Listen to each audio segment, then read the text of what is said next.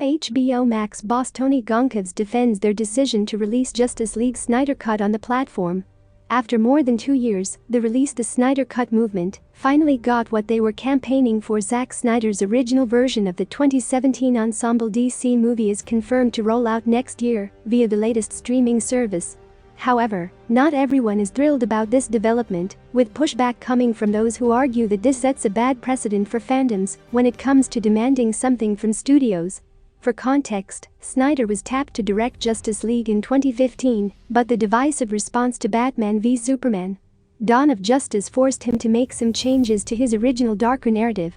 He went on to shoot the movie, finishing its principal photography, but a personal tragedy forced him to step away from the project.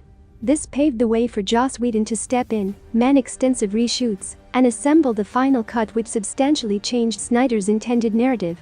Fans didn't miss this, resulting in the release of the Snyder Cut movement. Warner Bros. was mum about the matter until Snyder himself announced that his cut is officially coming through HBO Max. With HBO Max now out, The Verge talks to AT&T's Otter Media Division CEO Goncalves about the latest player in the streaming wars. Of course, the subject of the Snyder Cut is discussed, with the outlet raising concerns about how giving in to the Release the Snyder Cut movement sets a dangerous precedent when it comes to demanding things from studios, evidenced by the growing calls for David Ayer's cut of Suicide Squad to be released after Snyder's Justice League. Goncalves defends their decision by pointing out how it's important for them to listen to their consumers. Look, definitely not a precedent. And you're right. There are different types of fandoms. There's the fandom you just described, and there are other fandoms. My reference to the fandoms is the fact that we're in a space where consumers are loud. Consumers guide, and we absolutely have to listen as an industry. I had a boss that once said, industry and consumers aren't always aligned, but consumers do tend to win. It's a fine balance.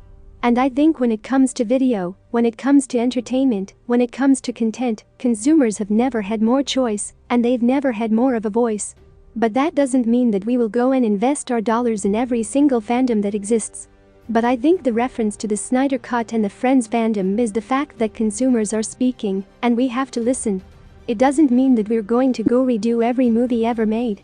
But I think that we definitely have to have our ear to the ground. And I think we do. I just go back to look at the buzz that the Harry Potter library brought us yesterday. It was a wonderful surprise and delight. It's because consumers are passionate about these franchises. From a business perspective, it does make sense for HBO Max to capitalize on the clamor for Snyder's Justice League, especially considering the current status of Hollywood. While the platform offers a wide range of movies, TV shows, it's lacking in original content, and at this point, they're unable to greenlight anything given the restrictions in production. Depending on how extensive additional work for the new Justice League will have, it can essentially be an entirely different thing from its theatrical counterpart.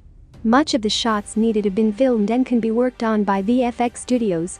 Any additional work can be incorporated later on. The important thing is that there's progress made even with the shelter-in-place mandate. At this point, it's difficult to gauge if HBO Max's decision to greenlight Snyder's Justice League is ultimately a good or a bad thing. Admittedly, there are two sides of the campaign, one that used their organization for good and the other who harassed creators and industry people to get what they want. Both of their actions are well documented over the course of the last couple of years. Whether or not Warner Bros. and HBO Max would have given in to the pressure from the Release the Snyder Cut movement, had it not been for the streaming platform's lack of original content, coupled with how limiting the pandemic has been in terms of Hollywood productions, is an entirely different can of worms.